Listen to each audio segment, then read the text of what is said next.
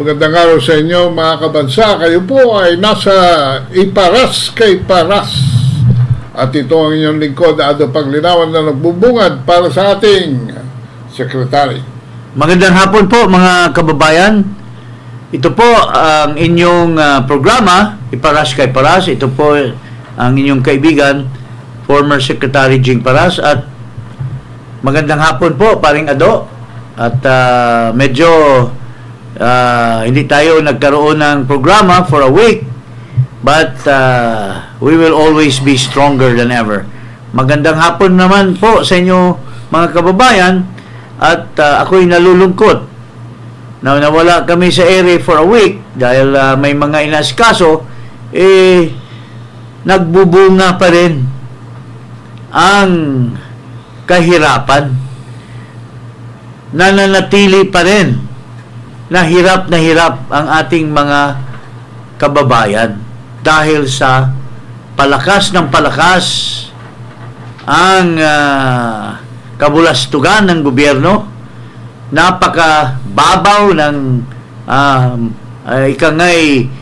management ng gobyerno para maibsan ang kahirapan. At eto na naman, papunta na naman tayo sa eleksyon. At tiyak, ang administrasyon ay pipilitin talaga nila na mananatili sila sa pwesto at gagamitin ang mga iba-ibang mga kandidato para ipairal ang kanilang mga kasamaan sa pagpatakbo ng gobyerno. Ito, tingnan natin po itong bangag na Pangulo. Di umano, sinabi ni Pangulong Duterte at sinabi na ng mga ibang magkaramihan nating mga kababayan, ito, nagpakita na naman yan ng kanyang kabangagan dito sa kanyang talumpati. Pakinggan natin. Nagtataka nga ako, parang yung mga iba na naging kandidato, nag-deliver lang yata ng suka, nabigyan na ng certificate of candidacy. Dahil wala naman natin, walang ikukumpara sa ating mga kandidato. Kung ihahambing natin sa mga napulot nila, ang ticket natin mula sa Senado hanggang Sangguniang Bayan ay mga leader na subok sa serbisyo. Magandang record na pwedeng ipagmalaki kahit kanino. Kung kilatisin natin ng isa-isa, napakatingkad ng ating kakayahan, ng kanilang kakayahan at ng mga pambato para sa pagbabago. At kapag pinagsama kagaya nito na nangyari dito sa alyansa, ay lalong nakaka-impress ang kanilang pinagsamang lakas at galing. Wow! Tingnan mo naman, pinabili lang daw yung suka yung mga kandidato ni Duterte. At yung kanyang mga kandidato ay mga matingkad daw. Ano ba naman paring Ado, masasabi mo dito sa bangag na ito? Halatang halata na yung kanyang talumpati ay binabasa lang niya at tila hindi siya ang gumawa at sinubo lang sa kanya, mga kababayan. Paring Ado, anong masasabi mo? Actually, kung ako Pangulo, hindi na ako magsasalta masyado dyan ng mga ganyan mga pahiwatig. Dahil itong eleksyong ito ay nagmimistulang kiss of death at siya ang dahilan ng kanyang korupsyon, ang kanyang pang-aabuso, ang kanyang kawalan ng achievement, no? At para sa isang Pangulo na gumamit ng mga salitang mahanghang na ganyan, no, is very unpresidential even for a political campaign, no? Sana man lang ibang metaphor na lang ang ginamit mo. Pero dahil nagbabasa ka lang ng siguro kung sino lang gumawa niya. Gawa siguro ni Cesar Chavez yan dahil na gawa ni Cesar Chavez kasi ang balita natin ay naka-leave of absence. Siguro baka dahil aalis na ako, sabi niya Siguro sabi ni Cesar Chavez, paalis na rin lang ako. Bahala na kayo dyan. At gawan kita ng talumpati na magbumirang sa'yo. Ha? Talaga naman At lalabas yung tunay mong pagkatao, Marcos. Pero, mga kababayan, maski may katotohanan ng konti na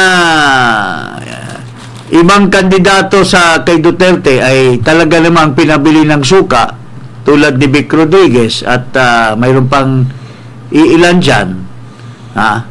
Pero walang karapatan si Marcos na laitin yung kandidato. Kaya personal yun. ito ay ang sagot ni Duterte. Kaya sobrang politika ang nangyayari sa ating bansa na nakalimutan na napakasama na ng bansa natin. Tunay na issues. Ang tunay na issue hindi na nagagampanan or na-address ang tunay na issue, nagsasagutan naman. At ito naman ang talumpati ni Duterte, ating dating Pangulo, President Duterte, na in address to Marcos panglalait. Ito po, pakinggan natin. Putang ina.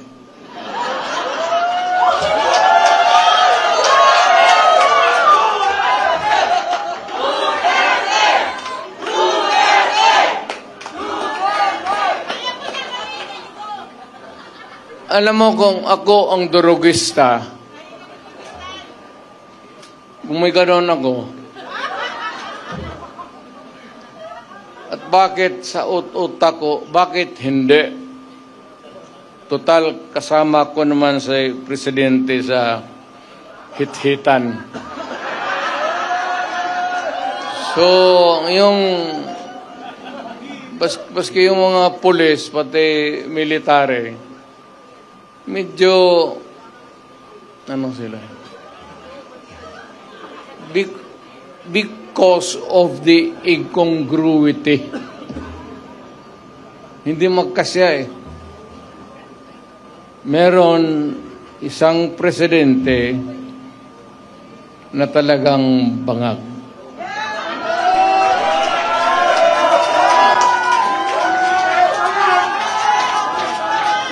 Hindi naman buang, pero yung bisyo ng droga, long term yan. Maging ulol si Marcos,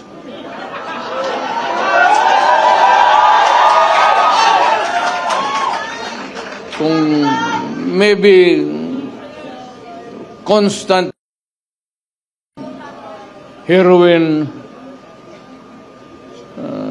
aabot pa siguro siya ng 80. Pero pagdating sa panahon na yan, hindi na siya gumagalaw. Either nakatindig lang yan sa kwarto niya o natutulog. Alam mo, ang tao tumatanda at nawawala na rin yung ikangay luster, no? Paring eloquence. Pero yung sinasabi, okay pa rin. Yung kanyang substance ay nandoon pa rin at sinasabi niya na bangag si Marcos, hindi niya na-address yung problema ng bansa. Yun ang sinasabi ni Duterte. At alam mo, nanghihinayan po ako na noong may pagkakataon sana na matuloy-tuloy ang ating hinangad na people power, tulad nitong mga sinasabi ni Duterte na napakalaking rally doon sa Davao, ito po'y naudlot dahil may mga tao na nakapaligid sa kanya at ginugoyo siya na papunta po tayo dito sa politika. Papunta po tayo sa pagtakbo nitong mga sinasabi ni Marcos na pinabili ng suka pagka-senador. Nawala yung focus ng ating hinahangad na mawala si Marcos. Mga kababayan, ito napakagaling ng ating Pangulo nung nagkaroon ng rally ng Davao, at ito na sana ang magiging batayan sa people power. Pero naudlot ito. Nawala ng momentum. Nawala ng momentum dahil may isang komunista dyan ang tinutulak. Siguro maraming pera ito dahil nanggaling sa kurakot habang nandoon siya sa kanyang dating pwesto, ay siguro nagkabigayan, dinivert yung momentum para sa people power. Tulad nito sana sa mga inumpisahan ng ating Pangulo. Pakinggan natin ang galing ng ating dating Pangulo, pero naudlot. Ito po, pakinggan nyo yung kanyang speech sa Davao. Mr. President, baka susunod ka sa dinaanan ng tatay mo. Lalabas ka ng Malacanang kagaya noong panahon na pinalayas kayo. Si Bongbong Marcos bangag noon, ngayong presidente na, bangag natin ang presidente.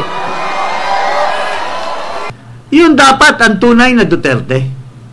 Yun dapat ang patunguhan ng grupo ni Duterte, patungo sa people power. Pero ano pong nangyari? Na-hijack. Maisog na maisog dun eh. Oo. Dating, no? Yun ang tunay na maisog, pero na-hijack ng mga... Nausog daw, sabi ni Paring Ado. Dahil may mga vested interest na nakapalibot sa kanya na gusto lamang itulak ang iilang tao at paputungo doon sa eleksyon para manalo silang senador. Ako bilang political advisor, dating political advisor ng ating butihing Pangulo Duterte, ako po'y nalulungkot sa mga nangyayari. I have remained loyal to you, Mr. President, pero ang dami pong mga dinadamdam namin. Kami na tunay na sumusuporta sa iyo. Tulad ni Ado, tulad nung mga miyembro ng mga nandyan sa EDSA. Hindi kasi strategic yung... Iba ang tinutulak nitong nasa EDSA because ang iniisip nila kabutihan sa taong bayan. Pero dinivert po kayo, Ginoong Pangulo, na magkampanya dito sa eleksyon. With due respect, Mr. President, this is a useless, or palagay na natin, sabihin na wala pong saysay na patunguhan natin. Palagay na natin, may mga pinabili ng suka dyan sa kandidato mo, pero mayroon ding mga maayos and worthy of winning. And because of your capability, your capacity, at yung pagmamahal ng taong bayan sa iyo, Mr. President, baka kaya mong maipanalo 6 o 7 sa pagkakampanya mo. Pero ano pong saysay niyan?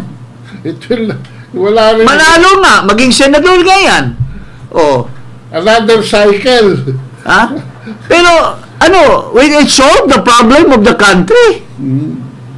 Will it address what you are just speaking against Marcos for his failure to address the rising prices? The graft and corruption? We have the most corrupt budget. Yung mga waste of money sa travel and so many other Kabulastugan ni Marcos. Ito ba ang pagpakampanya mo at mapanalo mo 6 o 7 senador?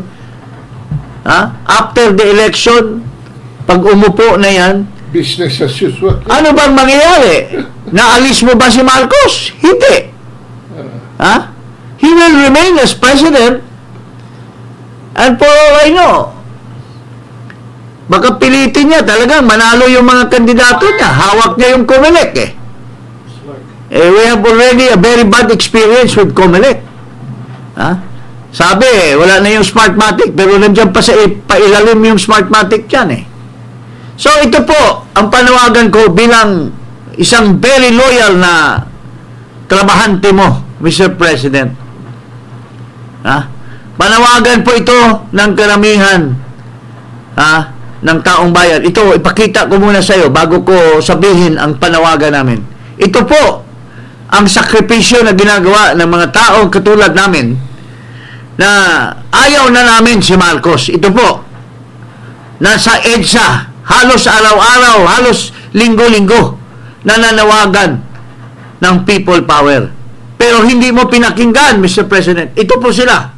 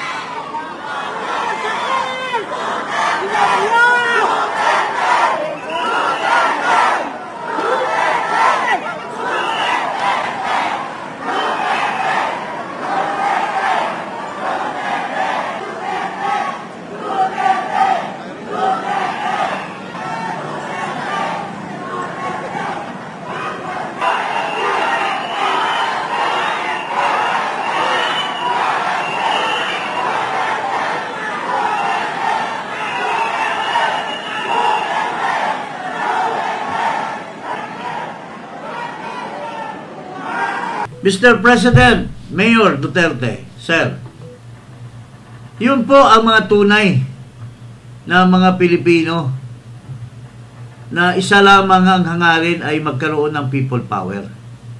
Kaya nga po, panawagan ko sa inyo, bitawan nyo na yung kampanya.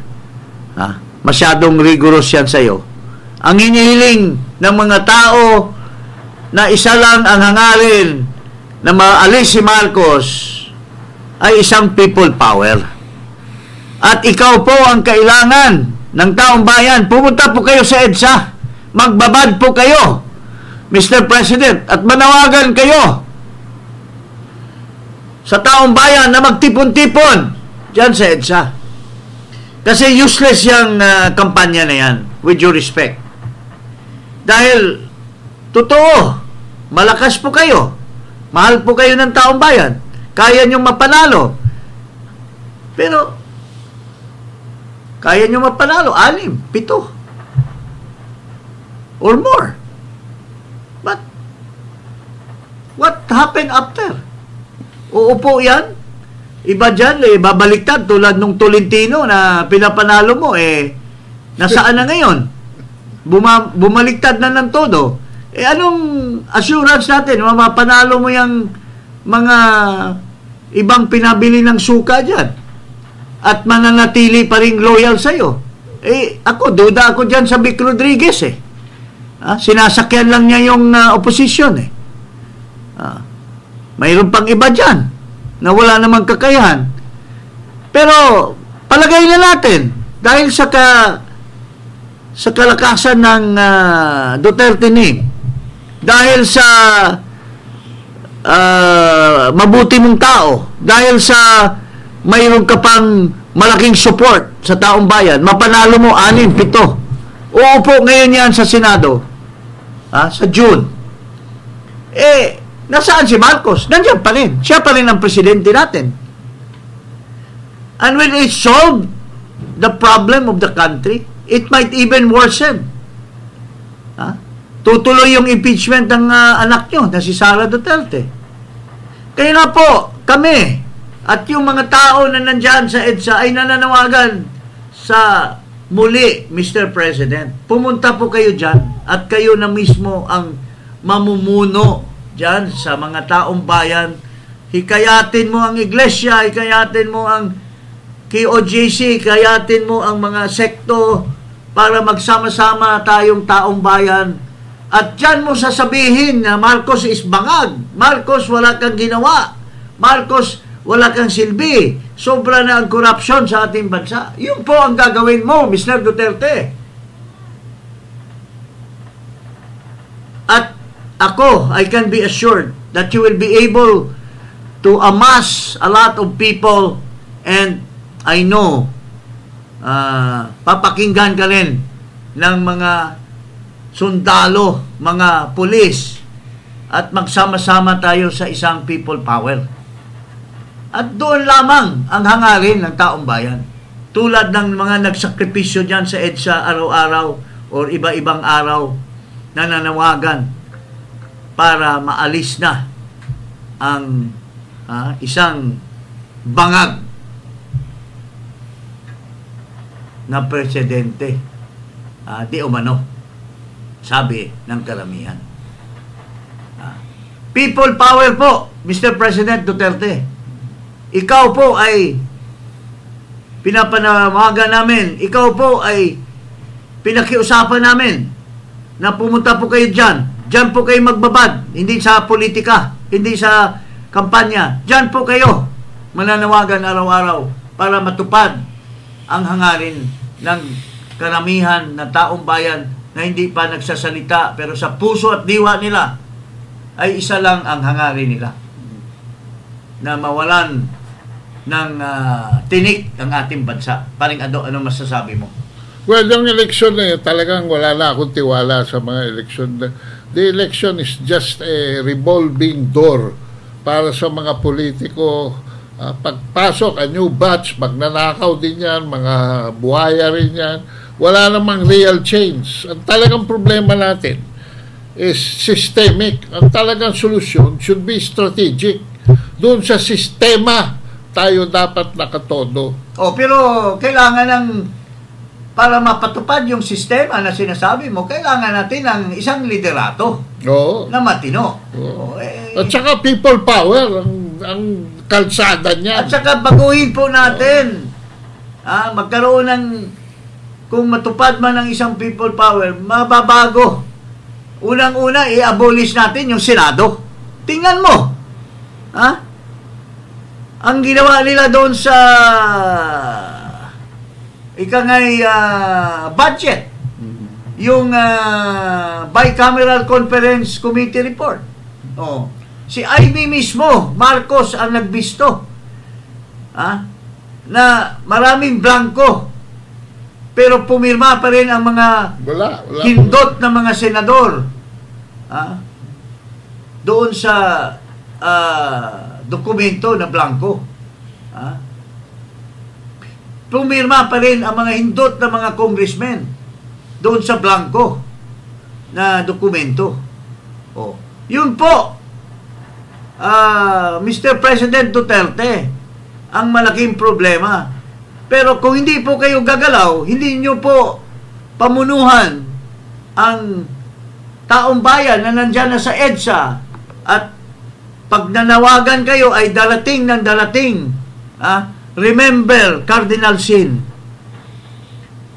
Nung nanawagan si Cardinal Sin, kukunti pa lang ang tao. Pero nung nag-intensify na yung effort, nagkabuklod-buklod ang taong bayan. At yun ang hinahangad mo, Mr. President. Yun ang sinasabi mo, Mr. Duterte, na baka itong Marcos na ito ay babalik sa Hawaii kung ang taong bayan ay magbuklod-buklod para sa kapakanan ng ating bansa. Yun lang po ang panawagan ko, Mr. President Duterte. Waste of time yung gagawin mong kampanya. Gagamitin ka lang, guguyuhin ka lang ng mga tao dyan tulad ni Ibasco at yung mga iba pa dyan na nagtulak sa iyo. Dyan itutulak yung kandidato na karamihan yan. Tulad nung isa na traidor, pinapanalo mo, wala namang panalo, tinanggal ng Liberal Party dahil nagdala ng mga malaswa ng mga babae doon sa rally. Pinapanalo mo. Sana siya ngayon, Mr. President. Kay Marcos. Nandoon sa likod ni Marcos. Anong guarantee na yung mga iba diyang pinabili ng suka ay hindi tatraidor tulad nung tao na yon? Kaya nga nandito sa EDSA ang solusyon ng problema natin, Mr. President Duterte. Yan lang po, bilang isang loyal mo na katulong, isang loyal mo na nagserbisyo sa iyo bilang political advisor. Yun po ang masasabi ko. I have remained loyal to you. And nandyan po ako sa bawat hakbang na gagawin mo. Marami pong salamat, mga kababayan. Huwag kalimutang mag-subscribe dito sa Iparas Kay Paras at i-click ang notification bell. Mag-subscribe na rin po sa YouTube channel ko at Ado Paglinawan. Kayo po ay nasa Iparas Kay Paras. Magpapaalam na kami.